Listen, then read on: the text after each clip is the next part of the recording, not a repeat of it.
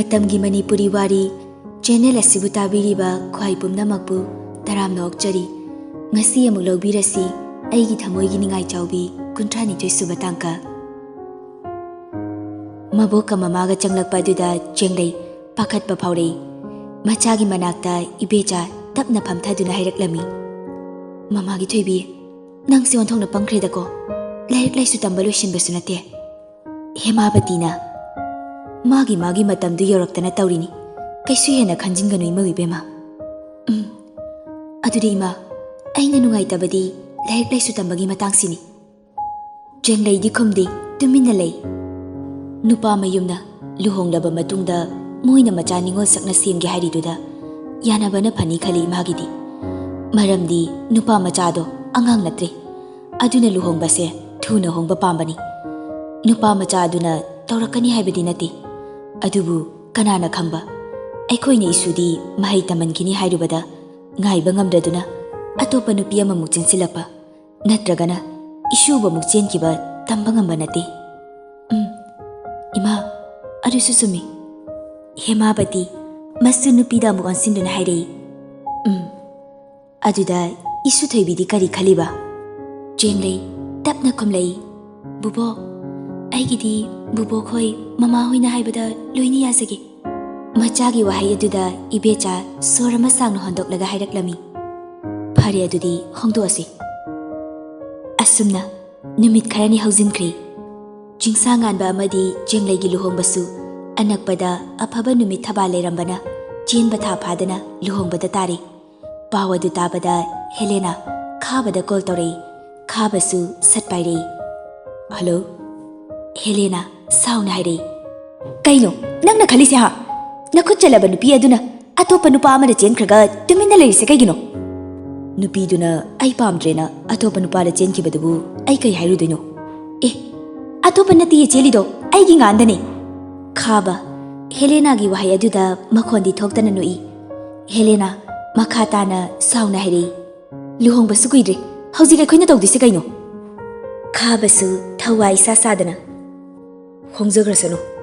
madu yare ngandi ai khakki oigadabani khaba machinda tablapna soli nahana jinglei yoramani helena du tahaudraduna amuka hairei kai haibano khabasu ikhang khangna ha krishnate phare makhoi ani luhongjarsano adubu luhonglaba matungda nangna nganda asingbado haiduna jinglei bu mungadabani aduga aina nganda leigani khabasu nofit tawraga hoi fare matamduda ai asingbado hairage helena noi khabana mu aduri thamage masi haiduna koladu phatkaktuna machinda nofit tawna solei masibu nupa matanaga paminu sha aktrabjalo kaino migi nupa sida namdana leinyai sibo numidangdu yuhenba anjali da call torei anjali su sugalaga call adu paikhali kai leire yuhenba maya higatuna mi jinglei hoidi luhong khidorene adu kai dorage ibani su honga siraiba nang wathido horaba mo wathi natiko as taning dabana wahai adu anjalina chingduna hairakpani yuhenbasu chinglaga khumlei nungshibana nangse kamai ngangnani aide nangna ngangna ningba mawna ngangna biu more hangoi hawo charoi handakti anjali makhol thokna noklaga hairei nangse aina thina ngangasu kaigino nangna sungsau saudrise yuhenba handakti tapna khumlei nungshibei nungsimanbai saudriba wahai adu tabada anjali khanghaudana mihuladu hanagi changdagi kanna chonglei adudagi khangai hairei ai thamage masi haiduna koladu phatkaktuna sorama sangna hondui anjali do aduga tapna machinda solei masi yangaubase aidi kamaina ngangnani somda malkomga pinki yasu phone da wari sanari malkomna luhongba chatui natro chatradi kaino kiraga chatradi angaubi man kai chatkadro malkom mathanta wakhalda khali kini kainaga ngasine i haigalakani ai ꯅꯪꯁꯨ ꯆꯠꯇꯣꯏ ꯅꯠꯇ꯭ꯔꯣ? ꯃꯥꯜꯀꯣꯝꯁꯨ ꯏꯈꯪ ꯈꯪꯅ ꯈꯨꯝꯂꯛꯏ꯫ ꯍ, ꯅꯪꯁꯨ ꯆꯠꯇꯣꯏ ꯅꯠꯇ꯭ꯔꯣ ꯍꯥꯏꯕ? ꯆꯠꯇꯣꯏꯅꯤ꯫ ꯑꯣ, ꯑꯗꯨꯗ ꯑꯃꯨꯛ ꯊꯦꯡꯅꯕ ꯇꯥꯔꯦꯅꯦ꯫ ꯑꯗꯨ ꯅꯪ ꯀꯦꯗ꯭ꯔꯕꯗꯤ ꯌꯥꯝꯃꯛ ꯌꯥꯗ꯭ꯔꯕꯣ? ꯍꯣꯏ, ꯌꯥꯗ꯭ꯔꯤ꯫ ꯑꯦ, ꯀꯔꯤꯒꯤ? ꯄꯤꯡꯀꯤ ꯅꯣꯛꯃꯤ ꯇꯧꯔꯒ ꯀꯥꯝꯆꯥꯒꯤ ꯃꯃꯥꯟꯅꯕ ꯃꯁꯛ ꯐꯖꯕ ꯄꯥꯈꯪ ꯌꯥꯝ ꯂꯩꯕꯅꯤ, ꯑꯝꯇ ꯐꯥꯎꯒꯦ ꯇꯧꯕ꯫ ꯃꯥꯜꯀꯣꯝ ꯋꯥꯍꯩ ꯑꯗꯨ ꯇꯥꯕꯗ ꯏ ꯀꯪꯈꯥ ꯀꯥꯈꯤꯗꯨꯅ ꯍꯥꯏꯅꯤ ꯍꯥꯏꯔꯣꯏ ꯈꯪꯗꯅ ꯍꯥꯏꯔꯛꯏ꯫ ꯅꯪꯅꯦ ꯑꯗꯨꯃꯥꯏꯅ ꯇꯧꯔꯝꯃꯗꯤ ꯅꯅꯝꯇꯛꯀꯤ ꯐꯨꯗꯒꯗꯕꯅꯤ ꯌꯦꯡꯉꯨ꯫ ꯄꯤꯡꯀꯤꯁꯨ ꯉꯛꯅ ꯍꯥ, ꯀꯔꯤꯕꯣ? ꯃꯥꯜꯀꯣꯝ ꯍꯥꯏꯗꯣꯛꯈ꯭ꯔꯤꯕ ꯋꯥ ꯑꯗꯨ ꯁꯣꯏꯔꯦ ꯈꯪꯂꯗꯨꯅ ꯏꯀꯥ ꯇꯧꯗꯨꯅ ꯍꯥꯏꯔꯛꯏ꯫ ꯍꯥ, ꯀꯩꯁꯨ ꯅꯠꯇꯦ, ꯑꯩ ꯊꯝꯃꯦ꯫ ꯃꯁꯤ ꯍꯥꯏꯗꯨꯅ ꯀꯣꯜ ꯑꯗꯨ ꯀꯛꯏ꯫ ꯑꯗꯨꯗꯒꯤ ꯁꯣꯔ ꯑꯗꯨ ꯁꯥꯡꯅ ꯍꯣꯟꯗꯣꯛꯂꯒ ꯃꯆꯤꯟꯗ ꯁꯣꯜꯂꯛꯏ꯫ ꯁꯤꯔꯝꯅꯤꯗ꯫ ꯁꯣꯝꯗ ꯄꯤꯡꯀꯤꯁꯨ ꯃꯣꯃꯣꯟ ꯅꯣꯛꯇꯨꯅ ꯇꯞꯂꯞꯅ ꯁꯣꯟꯖꯩ꯫ ꯃꯥꯅ ꯀꯩꯒꯤꯅꯣ ꯅꯨꯄꯥꯁꯨ ꯌꯥꯝꯅ ꯊꯣꯛꯇ꯭ꯔꯤꯁꯤꯕꯣ? ꯂꯨꯍꯣꯡꯕ ꯃꯌꯥ ꯅꯛꯁꯤꯜꯂꯛꯄ ꯑꯗꯨꯗ ꯈꯥꯕꯁꯨ ꯃꯁꯥ ꯅꯥꯟꯅ ꯂꯣꯏꯁꯤꯜꯂꯒ ꯆꯦꯡꯂꯩꯍꯣꯏꯗ ꯆꯠꯀꯗꯕꯒꯤ ꯊꯣꯛꯂꯛꯏ꯫ ꯈꯥꯕ ꯆꯦꯡꯂꯩꯍꯣꯏꯒꯤ ꯁꯨꯃꯥꯡꯗ ꯂꯦꯞꯇꯨꯅ ꯀꯧꯔꯛꯏ꯫ ꯌꯨꯝꯁꯤꯕꯨ ꯃꯤ ꯂꯩꯕ꯭ꯔꯣ? ꯈꯥꯕꯅ ꯀꯧꯔꯤꯕꯗꯣ ꯑꯃꯨꯛꯇꯪ ꯀꯧꯕꯗ ꯇꯥꯔꯗꯨꯅ ꯏꯕꯦꯆꯥꯁꯨ ꯊꯣꯛꯂꯛꯇꯨꯅ ꯍꯥꯏꯔꯛꯏ꯫ ꯀꯅꯥ ꯍꯪꯕꯅꯦ ꯏꯕꯨꯡꯉꯣ? ꯏꯅꯦ, ꯆꯦꯡꯂꯩꯕꯨ ꯂꯩꯌꯦ꯫ ꯑꯗꯣ ꯏꯕꯨꯡꯉꯣꯕꯨ ꯀꯅꯥ ꯑꯣꯏꯔꯕꯅꯣ? ꯈꯥꯕ ꯈꯨꯝꯐꯝ ꯈꯪꯗꯦ, ꯑꯗꯨꯕꯨ ꯉꯝꯅꯕ ꯈꯨꯝꯒꯦ ꯍꯥꯏꯅ ꯃꯌꯥ ꯀꯥꯊꯣꯔꯛꯄꯒ ꯃꯄꯥ ꯆꯥꯅꯅ ꯆꯦꯡꯂꯩꯁꯨ ꯊꯣꯛꯂꯛꯏ꯫ ꯆꯦꯡꯂꯩ ꯈꯥꯕ ꯎꯕꯗ ꯊꯥꯖꯗꯕ ꯑꯃꯒ ꯂꯣꯏꯅꯅ ꯍꯥꯏꯔꯛꯏ꯫ ꯑꯦ, ꯀꯥ ꯈꯥꯕꯗꯤ ꯀꯥꯏꯗ ꯆꯠꯂꯨꯔꯤꯅꯣ? ꯃꯆꯥꯅꯨꯄꯤꯗ ꯑꯣꯟꯁꯤꯟꯗꯨꯅ ꯏꯕꯦꯆꯥꯅ ꯍꯥꯏꯔꯛꯏ꯫ ꯍꯥꯟꯅ ꯈꯪꯅꯕ꯭ꯔꯣ? ꯈꯪꯅꯩꯌꯦ ꯃꯃꯥ꯫ ꯑꯣ, ꯑꯩꯗꯤ ꯍꯥꯟꯅ ꯈꯪꯉꯨꯗ꯭ꯔꯦꯗꯅ꯫ ꯃꯅꯨꯡꯗ ꯆꯪꯁꯦ ꯀꯀꯥ꯫ ꯆꯪꯉꯣ, ꯏꯅꯦ ꯆꯥ ꯂꯣꯜꯂꯛꯀꯦ, ꯅꯈꯣꯏ ꯑꯅꯤꯅꯦ ꯋꯥꯔꯤ ꯁꯥꯟꯅꯔꯝꯃꯨ꯫ ꯃꯁꯤ ꯍꯥꯏꯗꯨꯅ ꯏꯕꯦꯆꯥꯗꯨ ꯏꯃꯨꯡꯗ ꯆꯪꯈ꯭ꯔꯤ꯫ ꯍꯧꯖꯤꯛꯇꯗ ꯆꯦꯡꯂꯩ ꯄꯤꯁꯨꯝ ꯑꯅꯤ ꯑꯗꯨ ꯁꯝꯖꯤꯟꯅꯗꯨꯅ ꯍꯥꯏꯔꯛꯏ꯫ ꯁꯤꯗ ꯀꯩꯗꯧꯕ ꯂꯥꯛꯏꯅꯣ? ꯅꯪꯒꯤ ꯂꯨꯍꯣꯡꯕ ꯃꯌꯥ ꯅꯛꯁꯤꯜꯂꯛꯄꯁꯤꯗ ꯁꯨꯝ ꯀꯣꯏꯔꯛꯄꯅꯤ꯫ ꯂꯥꯛꯑꯣ, ꯏꯃꯨꯡꯗ ꯐꯝꯃꯨꯁꯦ꯫ ꯃꯁꯤ ꯍꯥꯏꯗꯨꯅ ꯃꯥꯅ ꯍꯥꯟꯅ ꯃꯥꯡ ꯊꯥꯗꯨꯅ ꯆꯪꯈꯤ꯫ ꯈꯥꯕꯁꯨ ꯆꯦꯡꯂꯩꯒꯤ ꯃꯇꯨꯡ ꯏꯟꯅꯗꯨꯅ ꯆꯪꯂꯛꯏ꯫ ꯂꯤꯚꯤꯡ ꯔꯨꯝ ꯑꯗꯨꯗ ꯑꯅꯤ ꯑꯗꯨ ꯐꯝꯂꯤ꯫ ꯈꯥꯕ ꯃꯃꯤꯠ ꯑꯗꯨꯅ ꯑꯀꯣꯏꯕꯗ ꯌꯦꯡꯂꯕ ꯃꯇꯨꯡ ꯇꯞꯅ ꯍꯥꯏꯔꯛꯏ꯫ ꯆꯤꯡꯁꯥꯡꯉꯥꯟꯕꯗꯤ ꯑꯁꯦꯡꯕ ꯈꯪꯈ꯭ꯔꯕ꯭ꯔꯥ? ꯆꯦꯡꯂꯩꯁꯨ ꯇꯞꯅ ꯈꯪꯗ꯭ꯔꯤ꯫ ꯈꯥꯕ ꯁꯣꯔ ꯑꯃ ꯁꯥꯡꯅ ꯍꯣꯟꯗꯣꯛꯂꯒ ꯍꯥꯏꯔꯝꯃꯤ꯫ ꯆꯤꯡꯁꯥꯡꯅ ꯅꯪꯕꯨ ꯅꯨꯡꯁꯤꯖꯕꯁꯦ ꯑꯁꯦꯡꯕ ꯅꯨꯡꯁꯤꯕꯅꯤ ꯍꯥꯏꯕ ꯑꯩ ꯃꯌꯦꯛ ꯁꯦꯡꯅ ꯈꯪꯂꯦ꯫ ꯃꯇꯝꯗꯨꯗ ꯑꯩꯅꯁꯨ ꯍꯥꯏꯈ꯭ꯔꯤꯗꯨꯗꯤ ꯀꯝꯆꯥꯅ ꯑꯩꯕꯨ ꯂꯩꯃꯟ ꯆꯠꯂꯦ ꯍꯥꯏꯗꯨꯅ ꯀꯩꯗꯧꯅꯨꯡꯗ ꯃꯤꯔꯥꯏꯔꯣꯏ ꯍꯥꯏꯅ꯫ ꯑꯗꯨꯕꯨꯅꯦ, ꯍꯧꯖꯤꯛꯁꯨ ꯑꯩ ꯇꯁꯦꯡꯕ ꯑꯃꯛꯄ ꯑꯝꯇ ꯂꯩꯇ꯭ꯔꯤꯕ ꯅꯨꯄꯤꯅꯤ, ꯂꯩꯃꯟ ꯆꯠꯂꯕꯤꯁꯨ ꯅꯠꯇꯦ꯫ ꯑꯁꯦꯡꯕꯁꯤꯗꯤ ꯆꯤꯡꯁꯥꯡꯗ ꯍꯥꯏꯗꯣꯛꯄ ꯌꯥꯗ꯭ꯔꯤꯕ꯭ꯔꯥ? ꯃꯗꯨꯒꯤꯁꯨ ꯃꯇꯝ ꯂꯥꯛꯈꯤꯅꯤꯗ꯫ ꯍꯣꯏ, ꯑꯗꯨꯕꯨ ꯅꯪ ꯆꯦꯛꯁꯤꯜꯂꯨ, ꯍꯧꯖꯤꯛ ꯐꯥꯎꯕ ꯍꯦꯂꯦꯅꯥꯒꯤ ꯋꯥꯈꯜ ꯍꯣꯡꯗꯦ꯫ ꯂꯨꯍꯣꯡꯂꯕ ꯃꯇꯨꯡꯗ ꯅꯈꯣꯏ ꯑꯅꯤꯕꯨ ꯀꯥꯏꯅꯍꯟꯕ ꯍꯥꯏꯅ ꯈꯟꯗꯨꯅ ꯂꯩꯈ꯭ꯔꯕꯅꯤ꯫ ꯆꯦꯡꯂꯩ ꯅꯣꯛꯐꯦꯠ ꯇꯧꯔꯒ ꯃꯇꯝꯗꯨꯗꯅꯤ ꯑꯩꯅ ꯑꯁꯦꯡꯕ ꯄꯨꯝꯅꯃꯛ ꯍꯥꯏꯗꯣꯏꯁꯤ꯫ ꯑꯩꯅꯁꯨ ꯅꯪꯒꯤ ꯃꯇꯦꯡ ꯆꯥꯎꯅ ꯄꯥꯡꯅꯤꯗ꯫ ꯆꯦꯡꯂꯩ ꯍꯟꯗꯛꯇꯤ ꯇꯞꯅ ꯍꯥꯏꯔꯛꯂꯝꯃꯤ꯫ ꯑꯩꯒ ꯀꯥ ꯈꯥꯕꯒ ꯊꯦꯡꯅꯕꯁꯦ ꯑꯃꯔꯣꯝꯗ ꯂꯥꯏꯕꯛ ꯌꯥꯝꯅ ꯐꯩꯌꯦ ꯑꯩꯁꯦ, ꯃꯔꯝꯗꯤ ꯀꯥꯝꯆꯥꯅ ꯑꯩꯕꯨ ꯀꯌꯥꯃꯨꯛ ꯅꯨꯡꯁꯤ, ꯑꯩꯒꯤꯗꯃꯛ ꯀꯗꯥꯏ ꯐꯥꯎꯕ ꯂꯦꯞꯄꯤ ꯍꯥꯏꯕꯗꯣ ꯈꯪꯕ ꯉꯝꯂꯦ꯫ ꯑꯗꯨꯒ ꯈꯨꯗꯣꯡꯊꯤꯕ ꯇꯥꯒꯗꯕꯗꯩꯁꯨ ꯀꯟꯕꯤꯔꯤ꯫ ꯑꯦ, ꯀꯀꯥꯗꯨꯗꯤ ꯇꯣꯛꯑꯣꯗꯅ, ꯗꯗꯥꯔ ꯏꯕꯨꯡꯅ ꯀꯩꯅꯣꯝ ꯀꯧꯔꯣ꯫ ꯑꯗꯣ ꯂꯨꯍꯣꯡꯕꯗ ꯀꯔꯤ ꯄꯥꯡꯉꯣ ꯍꯥꯏꯅꯣ ꯑꯩꯕꯣ? ꯆꯦꯡꯂꯩ ꯅꯣꯛꯐꯦꯠ ꯇꯧꯔꯒ ꯗꯗꯥ ꯀꯩꯁꯨ ꯄꯥꯡꯕꯤꯒꯅꯨ, ꯅꯨꯃꯤꯠꯇꯨꯗ ꯁꯣꯏꯗꯅ ꯂꯨꯍꯣꯡꯕ ꯌꯥꯎꯕꯗꯤ ꯂꯥꯛꯄꯤꯌꯨ꯫ ꯈꯥꯕꯁꯨ ꯅꯣꯛꯂꯒ ꯅꯨꯄꯥ ꯃꯌꯨꯝꯒꯤ ꯃꯤ ꯑꯣꯏꯅ ꯂꯥꯛꯄ ꯇꯥꯔꯦꯗꯅ꯫ ꯑꯣ, ꯏꯟꯚꯥꯏꯇꯦꯁꯟ ꯌꯧꯔꯛꯑꯝꯃꯕꯣ? ꯉꯁꯥꯏ ꯑꯌꯨꯛ ꯌꯧꯔꯛꯑꯝꯃꯤ꯫ ꯇꯟꯖꯥꯗꯨꯗ ꯏꯕꯦꯆꯥꯁꯨ ꯆꯥ ꯀꯞ ꯑꯃ ꯄꯨꯗꯨꯅ ꯊꯣꯛꯂꯛꯏ꯫ ꯈꯥꯕ ꯅꯣꯛꯐꯦꯠ ꯇꯧꯗꯨꯅ ꯂꯣꯟꯗ꯭ꯔꯁꯨ ꯌꯥꯕꯁꯤꯗ ꯏꯅꯦ꯫ ꯌꯥꯗꯦ, ꯆꯦꯡꯂꯩ ꯃꯃꯥꯗ ꯑꯣꯟꯁꯤꯟꯗꯨꯅ ꯍꯥꯏꯔꯛꯏ꯫ ꯃꯃꯥ, ꯕꯨꯕꯣꯛꯇꯤ ꯍꯤꯞꯍꯧꯔꯤꯕꯣ? ꯄꯣꯊꯥꯍꯧꯔꯤ꯫ ꯈꯥꯕꯗ ꯑꯃꯨꯛ ꯑꯣꯟꯁꯤꯟꯗꯨꯅ ꯍꯥꯏꯔꯛꯏ꯫ ꯁꯤ ꯏꯕꯨꯡꯉꯣ, ꯆꯥ ꯊꯛꯎꯁꯦ꯫ ꯍꯣꯏꯅꯦ, ꯑꯗꯣ ꯑꯩꯁꯨ ꯆꯦꯡꯂꯩꯒꯤ ꯀꯩꯅꯣꯝꯇꯪꯗꯤ ꯄꯥꯡꯒꯦ꯫ ꯅꯪꯅ ꯑꯉꯝꯕ ꯑꯃ ꯍꯦꯛꯇ ꯄꯥꯡꯉꯨꯗ꯫ ꯑꯗꯨꯗꯤ ꯆꯥꯛꯀꯧꯕꯗ ꯆꯪꯒꯗꯕ ꯈꯨꯗꯤꯡ ꯑꯩꯅ ꯇꯧꯖꯔꯒꯦ, ꯅꯨꯄꯥ ꯃꯌꯨꯝꯗ ꯍꯥꯏꯕꯤꯔꯨꯔꯅꯨ꯫ ꯑꯦ ꯏꯕꯨꯡꯉꯣ, ꯑꯗꯨꯗꯤ ꯌꯥꯝꯃꯜꯂꯤꯅꯦ꯫ ꯈꯥꯕꯁꯨ ꯇꯞꯅ ꯈꯨꯝꯂꯛꯏ꯫ ꯃꯗꯨꯃꯗꯤ ꯃꯆꯟ ꯑꯃꯒꯤꯗꯃꯛꯇ ꯃꯕꯨꯡ ꯑꯃ ꯑꯣꯏꯅ ꯑꯩꯅ ꯄꯥꯡꯖꯔꯒꯦ, ꯌꯥꯗꯕ ꯇꯧꯕꯤꯒꯅꯨ ꯏꯅꯦ꯫ ꯈꯥꯕꯅ ꯑꯗꯨꯛ ꯐꯖꯅ ꯍꯥꯏꯔꯕꯗꯨꯗꯗꯤ ꯌꯥꯗꯕ ꯉꯝꯗ꯭ꯔꯦ ꯏꯕꯦꯆꯥꯁꯨ ꯑꯗꯨꯅ ꯇꯞꯅ ꯍꯥꯏꯔꯛꯏ ꯐꯔꯦ ꯐꯔꯦ ꯅꯪꯅ ꯌꯥꯗ꯭ꯔꯕꯅꯤꯅ ꯄꯥꯡꯉꯣ ꯈꯥꯕ ꯅꯣꯐꯦꯠ ꯇꯧꯔꯛꯏ ꯂꯨꯍꯣꯡꯕ ꯍꯌꯦꯡꯅꯤ ꯍꯥꯏꯕꯒꯤ ꯅꯨꯃꯤꯗꯥꯡ ꯑꯗꯨꯅꯤ ꯆꯦꯡꯂꯩ ꯃꯥꯒꯤ ꯃꯣꯟꯄꯥꯛ ꯃꯈꯥꯗ ꯊꯝꯂꯤꯕ ꯂꯩꯈꯤꯗ꯭ꯔꯕ ꯃꯄꯥꯒꯤ ꯐꯣꯇꯣ ꯑꯗꯨ ꯂꯧꯊꯣꯛꯇꯨꯅ ꯃꯄꯤ ꯏꯔꯥ ꯆꯦꯅ ꯌꯦꯡꯂꯤ ꯌꯦꯡꯅꯤ ꯌꯦꯡꯅꯁꯨ ꯃꯆꯤꯟꯗ ꯁꯣꯜꯂꯛꯏ ꯕꯕꯥ ꯍꯌꯦꯡꯗꯤ ꯅꯆꯥꯒꯤ ꯂꯨꯍꯣꯡꯕ ꯅꯨꯃꯤꯠꯅꯤ ꯅꯆꯥꯒꯤ ꯑꯁꯨꯛ ꯅꯨꯡꯉꯥꯏꯔꯕ ꯄꯨꯟꯁꯤꯒꯤ ꯇꯥꯡꯀꯛ ꯑꯃ ꯍꯧꯒꯗꯕ ꯅꯨꯃꯤꯠ ꯑꯁꯤꯗ ꯕꯕꯥꯗꯤ ꯌꯥꯎꯕ ꯐꯪꯗ꯭ꯔꯦꯀꯣ ꯃꯄꯤꯁꯨ ꯇꯞꯅ ꯁꯤꯡꯊꯔꯛꯏ ꯀꯞꯅ ꯀꯞꯅ ꯃꯈꯥ ꯇꯥꯗꯨꯅ ꯍꯥꯏꯔꯛꯏ ꯅꯆꯥꯅꯁꯨ ꯕꯕꯥꯒꯤ ꯐꯣꯇꯣ ꯑꯁꯤ ꯅꯠꯇꯅ ꯑꯁꯦꯡꯕ ꯑꯣꯏꯅ ꯎꯕ ꯐꯪꯗ꯭ꯔꯦꯀꯣ ꯕꯕꯥꯅ ꯅꯆꯥꯒꯤ ꯀꯣꯛꯊꯛꯇ ꯅꯨꯡꯁꯤꯅ ꯅꯥꯟꯊꯕꯤꯗꯨꯅ ꯏꯆꯥꯗꯤ ꯅꯨꯡꯉꯥꯏ ꯌꯥꯏꯐꯅ ꯄꯥꯜꯂꯨ ꯍꯥꯏꯅ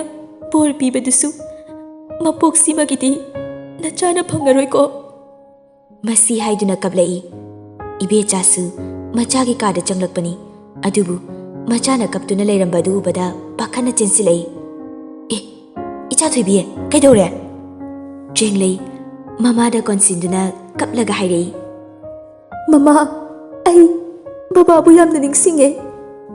ꯍꯟꯗꯛꯇꯤ ꯏꯕꯦꯆꯥꯁꯨ ꯃꯄꯤ ꯁꯤꯡꯊꯔꯛꯇꯨꯅ ꯍꯥꯏꯔꯛꯏ ꯁꯤ ꯀꯩꯁꯨ ꯈꯟꯒꯅꯨꯁꯤ ꯏꯆꯥꯁꯤꯗꯤ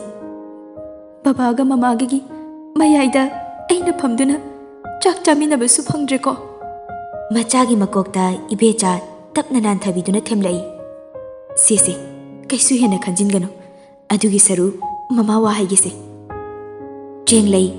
ꯍꯥꯏꯅ ꯃꯀꯣꯛ ꯑꯗꯨ ꯅꯝꯃꯛꯏ ꯌꯨꯝ ꯄꯥꯟꯕ ꯍꯥꯏꯕꯁꯦ ꯇꯨꯔꯦꯜꯒꯤ ꯂꯩꯉꯣꯏꯗꯒꯤꯁꯨ ꯍꯦꯟꯅ ꯀꯨꯞꯄꯅꯤ ꯍꯩꯅ ꯁꯤꯡꯅ ꯆꯠꯂꯨ ꯂꯩꯔꯝꯒꯗꯧꯔꯤꯕ ꯃꯤꯑꯣꯏ ꯈꯨꯗꯤꯡꯃꯛꯄꯨ ꯅꯨꯡꯁꯤꯅ ꯂꯣꯏꯅꯧ ꯏꯃꯨꯡꯒꯤ ꯑꯍꯜ ꯂꯃꯟ ꯅꯄꯨꯔꯣꯏꯕꯒꯤ ꯁꯦꯕꯥ ꯅꯤꯡꯊꯤꯅ ꯇꯧꯒꯗꯕꯅꯤ ꯁꯝꯁꯥ ꯁꯝꯁꯥ ꯇꯧꯕ ꯌꯥꯗꯦꯀꯣ ꯍꯣꯏ ꯃꯃꯥ ꯁꯤ ꯊꯦꯡꯉꯤ ꯄꯣꯊꯥꯅꯕ ꯇꯧꯔꯣ ꯆꯦꯡꯂꯩ ꯃꯃꯥꯒꯤ ꯇꯝꯄꯥꯛꯇ ꯇꯞꯅ ꯍꯤꯞꯊꯗꯨꯅ ꯍꯥꯏꯔꯛꯏ ꯉꯁꯤ ꯑꯍꯤꯡꯁꯤꯃꯗꯤ ꯏꯃꯥꯒꯤ ꯇꯝꯄꯥꯛꯇ ꯅꯤꯡꯉꯥꯏꯗꯅ ꯇꯨꯝꯖꯒꯦ ꯃꯆꯥꯒꯤ ꯋꯥꯍꯩ ꯑꯗꯨꯗ ꯏꯕꯦꯆꯥ ꯃꯄꯤ ꯇꯥꯅ ꯃꯆꯥꯒꯤ ꯃꯀꯣꯛꯇ ꯇꯞꯅ ꯇꯞꯅ ꯅꯥꯟꯊꯕꯤ ꯃꯊꯪꯒꯤ ꯑꯌꯨꯛꯅꯤ ꯁꯨꯔꯕꯂꯥꯒ ꯄꯤꯡꯀꯤꯒꯁꯨ ꯀꯨꯟꯗꯣ ꯂꯦꯡꯕ ꯌꯥꯎꯅꯕꯒꯤ ꯂꯣꯏꯁꯤꯜꯂꯤ ꯆꯦꯡꯂꯩꯅ ꯇꯞꯅ ꯍꯥꯏꯔꯛꯏ ꯄꯤꯡꯀꯤ ꯁꯨꯔꯕꯂꯥ ꯑꯩꯅ ꯀꯨꯟꯗꯣꯁꯦ ꯏꯇꯣꯝꯇ ꯂꯦꯡꯖꯒꯦ ꯍꯥꯏꯔꯒ ꯄꯤꯡꯀꯤꯅ ꯍꯣꯏ ꯃꯤ ꯂꯦꯡꯉꯣ ꯁꯤꯗꯤ ꯃꯃꯥꯅ ꯂꯣꯏꯁꯤꯜꯂꯣ ꯍꯥꯏꯕꯗꯨ ꯇꯧꯕꯅꯦ ꯁꯨꯔꯕꯂꯥꯅ ꯑꯃꯨꯛ ꯃꯃꯥꯅ ꯀꯩꯅꯥ ꯃꯇꯣꯝꯇꯅ ꯀꯨꯟꯗꯣ ꯂꯦꯡꯅꯗꯦ ꯑꯩꯈꯣꯏ ꯑꯅꯤꯅ ꯃꯇꯦꯡ ꯄꯥꯡꯉꯣ ꯍꯥꯏꯕꯒꯤ ꯂꯣꯏꯁꯤꯜꯂꯤꯅꯤ ꯆꯦꯡꯂꯩ ꯁꯨꯛꯇꯨꯅ ꯈꯨꯝꯂꯛꯏ ꯑꯁ ꯑꯩꯒꯤ ꯅꯨꯄꯥꯗ ꯍꯨꯛꯀꯗꯕ ꯀꯨꯟꯗꯣꯗꯨꯕꯨ ꯀꯔꯤꯒꯤ ꯃꯤꯒ ꯂꯦꯡꯃꯤꯟꯅꯗꯣꯏꯅꯣ ꯍꯥꯏꯕ ꯄꯤꯡꯀꯤꯅ ꯑꯃꯨꯛ ꯈꯣꯏ ꯑꯅꯤ ꯍꯣꯔꯦꯟ ꯀꯨꯟꯗꯣ ꯂꯦꯡꯉꯝꯗꯥꯏꯗꯣ ꯑꯗꯨꯗ ꯂꯣꯠꯈꯤꯗꯣꯏꯅꯤ ꯆꯦꯡꯂꯩ ꯍꯔꯥꯎꯅ ꯍꯥ ꯑꯁꯦꯡꯕꯒꯤ ꯃꯈꯣꯏꯅ ꯁꯥꯟꯅꯔꯤꯕ ꯋꯥꯔꯤ ꯑꯗꯨ ꯏꯕꯦꯆꯥꯁꯨ ꯂꯣꯏꯅ ꯇꯥꯔꯝꯃꯤ ꯑꯗꯨꯅ ꯇꯨꯡꯗꯒꯤ ꯍꯥꯏꯔꯛꯏ ꯂꯣꯠꯇ꯭ꯔꯁꯨ ꯌꯥꯔꯤꯁꯦ ꯏꯆꯥ ꯊꯣꯏꯕꯤꯅꯅꯦ ꯃꯇꯣꯝꯇ ꯂꯦꯡꯖꯔꯁꯅꯨ ꯆꯦꯡꯂꯩ ꯍꯔꯥꯎꯅ ꯃꯃꯥꯒꯤ ꯃꯅꯥꯛꯇ ꯆꯦꯟꯁꯤꯜꯂꯒ ꯀꯣꯟꯁꯤꯟꯗꯨꯅ ꯍꯥꯏꯔꯛꯏ ꯃꯃꯥ ꯑꯁꯦꯡꯕꯒꯤ ꯑꯩ ꯏꯇꯣꯝꯇ ꯂꯦꯡꯖꯒꯦꯀꯣ ꯏꯆꯥ ꯊꯣꯏꯕꯤꯅꯅꯦ ꯑꯗꯨꯛ ꯌꯥꯝꯅ ꯂꯦꯡꯅꯤꯡꯂꯕꯗꯤ ꯂꯦꯡꯉꯣ ꯉꯥꯏꯍꯥꯛꯀꯤ ꯃꯇꯨꯡꯗ ꯆꯦꯡꯂꯩꯁꯨ ꯀꯨꯟꯗꯣ ꯂꯦꯡꯅꯕꯒꯤꯗꯃꯛ ꯑꯁꯦꯡꯕ ꯑꯍꯟꯕ ꯐꯤꯖꯣꯜ ꯁꯦꯠꯇꯨꯅ ꯃꯥꯟꯗꯣꯞꯔꯣꯝꯗ ꯊꯣꯔꯛꯂꯤ ꯈ꯭ꯋꯥꯡꯗ ꯃꯩꯇꯩ ꯑꯩꯈꯣꯏꯒꯤ ꯐꯖꯔꯕ ꯊꯝꯕꯥꯜ ꯂꯩꯈꯣꯛ ꯁꯦꯠꯂꯤ ꯂꯩ ꯃꯆꯨ ꯑꯋꯥꯎꯕꯗ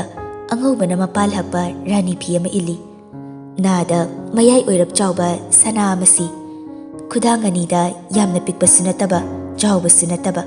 ꯈꯨꯖꯤ ꯑꯃꯃꯝꯈꯛ ꯁꯤ ꯈꯨꯠꯁꯥꯁꯤꯡ ꯑꯗꯨꯗ ꯈꯨꯗꯣꯞ ꯀꯌꯥ ꯁꯤꯔꯨꯗꯤ ꯄꯤꯛꯇꯛ ꯇꯧꯕ ꯉꯥꯛꯇ ꯌꯦꯠꯇ ꯑꯅꯤ ꯑꯣꯏꯗ ꯑꯅꯤ ꯁꯤ ꯉꯛꯁꯝꯗ ꯃꯌꯥꯏ ꯑꯣꯏꯔꯞ ꯆꯥꯎꯕ ꯅꯦꯛꯂꯦꯁ ꯑꯃꯈꯛ ꯁꯤ ꯆꯦꯡꯂꯩ ꯂꯥꯏꯕꯛ ꯑꯍꯨꯝꯔꯛ ꯀꯠꯇꯨꯅ ꯀꯨꯟꯗꯣ ꯂꯦꯡꯅꯕꯒꯤꯗꯃꯛ ꯇꯞꯅ ꯐꯝꯊꯔꯛꯏ ꯀꯨꯟꯗꯣ ꯃꯌꯥꯝꯗꯨꯒꯤ ꯃꯔꯛꯇꯒꯤ ꯈ꯭ꯋꯥꯏꯗꯒꯤ ꯂꯩꯁꯛ ꯂꯩꯆꯨ ꯍꯦꯟꯕ ꯊꯃꯣꯏꯅ ꯈꯣꯏꯗꯥꯕ ꯑꯃ ꯇꯞꯅ ꯂꯧꯈꯠꯇꯨꯅ ꯅꯨꯡꯁꯤꯕ ꯃꯥꯒꯤ ꯉꯛꯁꯝꯗ ꯍꯨꯛꯅꯕ ꯀꯨꯟꯗꯣ ꯄꯔꯦꯡ ꯑꯗꯨ ꯂꯦꯡꯕ ꯍꯧꯏ ꯄꯨꯟꯁꯤ ꯂꯩꯄꯨꯟ ꯀꯤꯅ ꯂꯩ ꯑꯗꯨꯗꯤ ꯃꯊꯟꯇꯅ ꯂꯦꯡꯒꯅꯤ ꯀꯅꯥꯁꯨ ꯌꯥꯎꯍꯜꯂꯣꯏ ꯍꯥꯏꯗꯨꯅ ꯀꯨꯟꯗꯣ ꯄꯔꯦꯡ ꯑꯅꯤ ꯑꯗꯨ ꯃꯊꯟꯇ ꯉꯝꯅꯕ ꯂꯦꯡꯂꯤ ꯌꯦꯡꯕꯗ ꯅꯨꯡꯁꯤꯕꯁꯨ ꯄꯣꯛꯏ ꯆꯦꯡꯂꯩꯒꯤ ꯃꯇꯧ ꯑꯗꯨ ꯅꯨꯄꯥ ꯑꯣꯏꯕ ꯈꯨꯗꯤꯡꯅꯁꯨ ꯀꯜꯂꯛꯅꯕ ꯍꯥꯏꯕꯗꯨ ꯑꯣꯏꯔꯅꯤ ꯃꯥꯒꯤ ꯃꯇꯧ ꯑꯁꯤ ꯑꯁꯨꯝꯅ ꯀꯨꯟꯗꯣ ꯄꯔꯦꯡ ꯂꯦꯡꯕꯗꯨꯁꯨ ꯂꯣꯏꯁꯤꯟꯈ꯭ꯔꯦ ꯅꯨꯄꯥ ꯃꯌꯨꯝꯗꯁꯨ ꯏꯔꯥꯡ ꯂꯥꯡꯂꯤ ꯆꯤꯡꯁꯥꯡꯁꯨ ꯃꯥꯒꯤ ꯊꯋꯥꯏ ꯑꯣꯏꯔꯤꯕꯤꯗꯨꯕꯨ ꯂꯧꯕ ꯆꯠꯅꯕ ꯂꯣꯏꯁꯤꯟꯕ ꯍꯧꯔꯛꯂꯤ ꯇꯟꯖꯥ ꯑꯗꯨꯗ ꯌꯥꯏꯖꯤꯠꯁꯨ ꯍꯥꯊꯨ ꯍꯥꯊꯨ ꯆꯪꯉꯛꯇꯨꯅ ꯍꯥꯏꯔꯤ ngan aide somdoina chalage horel aina kainadan pidinina ꯍꯣꯏ ꯌꯥꯏꯖꯤꯠꯁꯨ ꯐꯥꯒꯤ ꯇꯧꯔꯛꯏ horel kainana henjakini ko phajaba henjau hairibani saktajiga ꯃꯁꯤ ꯍꯥꯏꯔꯝꯗꯨꯅ ꯌꯥꯏꯖꯤꯠꯇꯨ ꯊꯣꯛꯈ꯭ꯔꯦ ꯅꯨꯄꯤ ꯃꯌꯨꯝꯒꯤꯁꯨ ꯅꯨꯄꯥ ꯃꯌꯨꯝꯒꯤꯁꯨ ꯃꯤ ꯑꯣꯏꯔꯨꯕꯅ ꯌꯥꯏꯖꯤꯠꯇꯨ ꯐꯅꯗꯤ ꯋꯥꯖꯔꯤ ꯅꯪꯅ ꯅꯪꯅꯕ ꯆꯦꯟꯕꯗ ꯁꯣꯝꯗ ꯆꯦꯡꯂꯩꯁꯨ ꯅꯤꯡꯊꯤꯅ ꯀꯦꯗꯨꯅ ꯄꯣꯠꯂꯣꯏ ꯁꯦꯠꯄ ꯍꯧꯔꯤ ꯄꯤꯡꯀꯤꯒ ꯁꯨꯔꯕꯂꯥꯒꯁꯨ ꯄꯣꯠꯂꯣꯏ ꯁꯦꯠꯐꯝꯗꯨꯗ ꯂꯩꯔꯤ ꯆꯦꯡꯂꯩ ꯄꯤꯡꯀꯤꯗ ꯑꯣꯟꯁꯤꯟꯗꯨꯅ ꯍꯥꯏꯔꯛꯏ ꯄꯤꯡꯀꯤ ꯑꯩꯒꯤ ꯃꯣꯕꯥꯏꯜ ꯑꯗꯨꯗ ꯂꯩꯔꯤꯗꯣ ꯑꯝꯇ ꯄꯤꯔꯛꯑꯣ kaidoge haino ꯑꯁ ꯄꯤꯔꯛꯑꯣ ꯄꯤꯡꯀꯤꯁꯨ ꯃꯣꯕꯥꯏꯜ ꯑꯗꯨ ꯄꯤꯔꯛꯏ ꯆꯦꯡꯂꯩꯁꯨ ꯄꯟꯊꯗꯦ ꯁꯠ ꯍꯦꯛꯇ ꯆꯤꯡꯁꯥꯡꯗ SMS ꯑꯃ ꯊꯥꯖꯤꯜꯂꯤ ꯈꯝꯆꯥ ꯑꯩ ꯄꯣꯠꯂꯣꯏ ꯁꯦꯠꯄ ꯍꯧꯔꯦ ꯆꯤꯡꯁꯥꯡꯁꯨ SMS ꯂꯥꯛꯄꯒꯤ ꯃꯈꯣꯜ ꯑꯗꯨ ꯇꯥꯕꯗ ꯅꯥꯀꯟꯗ ꯂꯩꯔꯤꯕ ꯃꯣꯕꯥꯏꯜ ꯑꯗꯨ ꯁꯠ ꯂꯧꯗꯨꯅ ꯌꯦꯡꯉꯤ ꯑꯗꯨꯗꯒꯤ ꯅꯣꯛꯐꯦꯠ ꯇꯧꯗꯨꯅ ꯔꯤꯄ꯭ꯂꯥꯏ ꯇꯧꯔꯝꯃꯤ ꯑꯩꯁꯨ ꯑꯉꯥꯡ ꯃꯆꯥ ꯂꯧꯕ ꯂꯥꯛꯇꯧꯔꯕꯅꯤ ꯆꯤꯡꯁꯥꯡꯒꯤ ꯃꯇꯧ ꯑꯗꯨꯗ ꯃꯃꯥꯟꯅꯕꯁꯤꯡ ꯑꯗꯨ ꯅꯣꯛꯏ ꯁꯣꯝꯗꯁꯨ ꯆꯦꯡꯂꯩ SMS ꯇꯨ ꯎꯔꯒ ꯅꯣꯛꯐꯦꯠ ꯇꯧꯏ ꯃꯇꯧ ꯑꯗꯨꯗ ꯄꯣꯠꯂꯣꯏ ꯁꯦꯠꯄꯤꯗꯨꯅ ꯍꯥꯏꯔꯛꯏ ꯅꯣꯏ ꯁꯥꯏꯔꯣ ꯄꯤꯡꯀꯤꯅ ꯄꯤꯌꯦꯂ ꯄꯣꯠꯅꯤꯗ ꯍꯣꯔꯦꯟ ꯎꯅꯗꯣꯏ ꯂꯩꯔꯕꯁꯤꯗ ꯁꯨꯔꯕꯂꯥꯅ ꯑꯃꯨꯛ ꯑꯗꯨꯅꯦ ꯍꯟꯗꯛꯇꯤ ꯄꯣꯠꯂꯣꯏ ꯁꯦꯠꯄꯤꯗꯨꯅ ꯑꯃꯨꯛ ꯍꯥꯏꯔꯛꯏ ꯍꯣ ꯑꯁꯤꯅꯦ ꯅꯨꯡꯁꯤꯅꯕ ꯍꯥꯏꯕꯗꯣ ꯃꯌꯥꯝ ꯑꯗꯨ ꯋꯥ ꯋꯥ ꯅꯣꯛꯏ ꯉꯥꯏꯍꯥꯛꯀꯤ ꯃꯇꯨꯡꯗ ꯕꯣꯔꯁꯨ ꯌꯧꯔꯛꯂꯦ ꯆꯦꯡꯂꯩꯁꯨ ꯃꯄꯤ ꯇꯥꯅ ꯀꯞꯄ ꯍꯧꯔꯛꯏ ꯃꯌꯥꯝ ꯆꯪꯗꯨꯅ ꯀꯞꯇꯅꯕ ꯊꯦꯝꯃꯤ ꯑꯗꯨꯕꯨ ꯃꯄꯨꯛꯅꯤꯡ ꯅꯨꯡꯁꯤꯕ ꯍꯦꯟꯈꯤꯕꯅ ꯄꯤ ꯑꯗꯨ ꯇꯥꯔꯛꯀꯅꯨ ꯍꯥꯏꯕ ꯌꯥꯗ꯭ꯔꯦ ꯕꯣꯔꯁꯨ ꯃꯥꯟꯗꯣꯞ ꯃꯌꯥꯏꯗ ꯐꯝꯈ꯭ꯔꯦ ꯀꯩꯅꯥꯁꯨ ꯊꯣꯛꯂꯛꯇꯨꯅ ꯂꯨꯍꯣꯡꯕ ꯑꯗꯨ ꯃꯄꯨꯡ ꯐꯥꯅ ꯂꯣꯏꯁꯤꯜꯂꯛꯀꯗꯧꯔꯤ ꯕꯣꯔ ꯀꯩꯅꯥ ꯑꯅꯤꯃꯛ ꯑꯃꯅ ꯍꯦꯟꯗꯦ ꯑꯃꯅ ꯇꯥꯗꯦ ꯌꯦꯡꯕꯗ ꯃꯤꯠ ꯊꯟꯅ ꯐꯖꯕ ꯍꯥꯏꯕꯗꯨ ꯑꯣꯏꯈ꯭ꯔꯦ ꯃꯌꯥꯝ ꯃꯥꯡꯗ ꯁꯥꯈꯤ ꯑꯣꯏꯗꯨꯅ ꯊꯋꯥꯏ ꯌꯥꯎꯅ ꯃꯇꯣꯝꯇꯅ ꯂꯦꯡꯈꯤꯕ ꯀꯨꯟꯗꯣ ꯄꯔꯦꯡ ꯑꯅꯤ ꯑꯗꯨ ꯃꯄꯨꯔꯣꯏꯕ ꯑꯣꯏꯒꯗꯧꯔꯤꯕ ꯃꯥꯒꯤ ꯉꯛꯁꯝꯗ ꯑꯌꯦꯠ ꯑꯄꯟ ꯑꯃꯠꯇ ꯌꯥꯎꯗꯅ ꯍꯨꯈ꯭ꯔꯦ ꯕꯣꯔ ꯑꯣꯏꯔꯤꯕ ꯆꯤꯡꯁꯥꯡꯉꯥꯟꯕꯒꯤ ꯉꯛꯁꯝꯗ ꯁꯤꯔꯤꯕ ꯀꯨꯟꯗꯣ ꯄꯔꯦꯡ ꯑꯅꯤꯗꯨꯗꯒꯤ ꯕꯣꯔ ꯁꯦꯟꯅꯕ ꯑꯗꯨꯅ ꯑꯃ ꯂꯧꯊꯣꯛꯇꯨꯅ ꯆꯤꯡꯁꯥꯡꯗ ꯄꯤꯔꯛꯏ ꯆꯤꯡꯁꯥꯡꯁꯨ ꯃꯥꯒꯤ ꯂꯣꯏꯅꯕꯤ ꯑꯣꯏꯒꯗꯧꯔꯤꯕꯤ ꯊꯋꯥꯏꯗꯒꯤꯁꯨ ꯍꯦꯟꯅ ꯂꯨꯅ ꯈꯟꯖꯕꯤ ꯆꯦꯡꯂꯩꯒꯤ ꯉꯛꯁꯝꯗ ꯅꯣꯛꯐꯦꯠ ꯇꯧꯅ ꯂꯩ ꯄꯔꯦꯡ ꯑꯗꯨ ꯑꯌꯦꯠ ꯑꯄꯟ ꯑꯃꯠꯇ ꯌꯥꯎꯗꯅ ꯐꯖꯅ ꯍꯨꯛꯂꯝꯃꯤ ꯂꯨꯍꯣꯡꯕ ꯂꯥꯛꯂꯤꯕ ꯃꯔꯨꯞꯁꯤꯡ ꯑꯗꯨꯁꯨ ꯍꯨꯏꯆꯦꯟꯕꯨ ꯈꯣꯡꯕꯣ ꯈꯨꯕꯥꯛꯄꯨ ꯈꯨꯕꯣ ꯂꯣꯏꯔꯦ ꯑꯃꯨꯛꯇꯣꯏꯕ ꯂꯨꯍꯣꯡꯕ ꯑꯗꯨ ꯃꯄꯨꯡ ꯐꯥꯅ ꯑꯁꯣꯏ ꯑꯉꯥꯝ ꯑꯃꯠꯇ ꯌꯥꯎꯗꯅ ꯂꯣꯏꯁꯤꯟꯗꯨꯅ ꯆꯦꯡꯂꯩꯁꯨ ꯃꯄꯥꯝ ꯂꯝꯗꯝ ꯂꯝꯅꯨꯡꯁꯤ ꯑꯗꯨ ꯊꯥꯗꯣꯔꯛꯇꯨꯅ ꯆꯠꯀꯗꯕꯒꯤ ꯄꯨꯡꯐꯝ ꯑꯗꯨ ꯌꯧꯔꯛꯂꯤ ꯆꯦꯡꯂꯩ ꯇꯟꯖꯥ ꯑꯗꯨꯅ ꯌꯧꯔꯛꯂꯕꯗ ꯃꯄꯨꯛꯅꯤꯡ ꯅꯨꯡꯁꯤꯅ ꯀꯞꯄ ꯍꯧꯔꯛꯂꯤ ꯆꯦꯡꯂꯩ ꯃꯥꯡꯒꯣꯜꯗ ꯊꯦꯠꯂꯤꯕ ꯂꯥꯏꯑꯣꯏꯈ꯭ꯔꯕ ꯃꯄꯥꯒꯤ ꯐꯣꯇꯣ ꯑꯗꯨꯗ ꯃꯀꯣꯛ ꯅꯣꯟꯊꯗꯨꯅ ꯈꯨꯔꯨꯝꯃꯤ ꯃꯆꯤꯟꯗꯁꯨ ꯀꯞꯅ ꯀꯞꯅ ꯍꯥꯏꯔꯤ ꯕꯕꯥ ꯉꯁꯤꯗꯤ ꯅꯆꯥ ꯑꯇꯣꯞꯄ ꯁꯥꯒꯩꯗ ꯇꯤꯟꯒꯗꯧꯔꯤ ꯑꯩꯅ ꯌꯨꯝ ꯑꯗꯨꯗ ꯊꯨꯡꯂꯨꯕ ꯃꯇꯝꯗ ꯂꯩꯔꯝꯂꯤꯕ ꯃꯌꯥꯝ ꯑꯗꯨꯕꯨ ꯄꯦꯜꯍꯟꯕ ꯉꯝꯖꯒꯦꯀꯣ ꯃꯁꯤ ꯍꯥꯏꯗꯨꯅ ꯐꯣꯇꯣ ꯑꯗꯨꯗ ꯂꯥꯏꯕꯛ 3 ꯀꯠꯂꯤ ꯍꯦꯃꯥꯕꯇꯤꯁꯨ ꯃꯄꯤ ꯇꯥꯅ ꯃꯁꯨꯒꯤ ꯃꯀꯣꯛꯇ ꯅꯥꯟꯊꯕꯤꯗꯨꯅ ꯕꯣꯔ ꯄꯤꯔꯤ ꯑꯔꯣꯏꯕ ꯑꯣꯏꯅ ꯆꯦꯡꯂꯩ ꯃꯃꯥꯒꯤ ꯃꯅꯥꯛꯇ ꯆꯪꯗꯨꯅ ꯀꯞꯂꯤ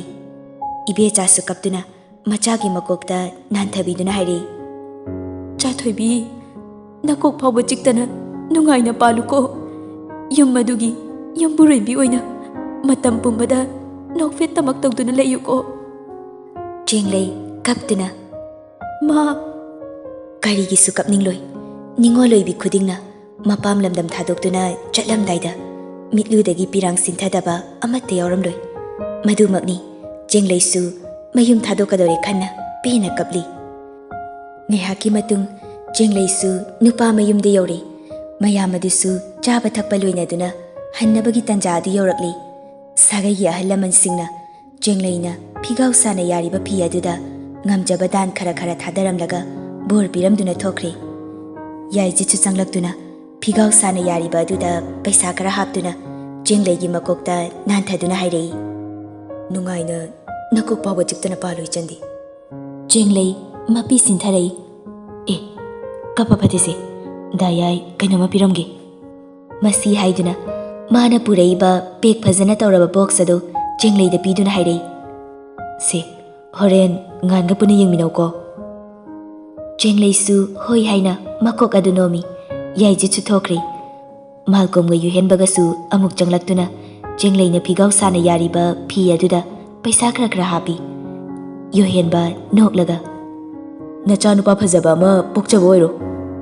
Jenglei noklai Malcolm su noktuna hairi. Hayeng aduga ichanupido nachanupaduda namdana lehenge. Jenglei nokmi. As karandi. Tanja aduda Anjali su changlei. Yuhenba Anjali ubada kaurai. Hai, matu. Yuhenbana kauriba adu Anjali kumlakti. Yuhenbada sauni yenglei. Adudagi Anjali Jenglei don sinduna hairei. Ngasidi yam phajai tacha. Leiramlibasing adu ingak-ngakna Anjali de yenglei. Jenglei su ngakna. Kainu itacha haide. Hera nangse aigi ita oiramidana. Adu haujikna indom chaoiredana. Aduda aina itacha haina kaubanida. Yuhenbana amuk Sidani, aina nangsi nungsirise. Masi haiduna Anjali gi masam adu chingai. Anjali su sauna. Minai nang Haujik phawgidi minai oijadri. Adubu hayengwai matam amada nangi minai oidoribani. Malcolm sinoklaga. Hey, yare lao chalase. Masi haiduna Yuhenbabu chingduna puthoki. Nupi ani dusu noktuna yenghauri. Anjali nokna. Lao kamchana ngai hore. Ha, kaigi. Ho chakchana ba. Chakumdani Jingsang Chagluk mangda famduna Jenglei lakpa ngairi. Helena su leikaigi leisabi kharaga chakumda mayamgi awad apa yengli. Ngaihaki matung Anjali ga Jenglei ga su punna changlei. Madu ubada Jingsang na hairi. Chachalao ne ngamcha. Helena di saurapna Jenglei di yengli. Jenglei su madu khangbana kesina dana khumlei. As yada tawrini kamcha. Lao, chakse khara chathona batausi.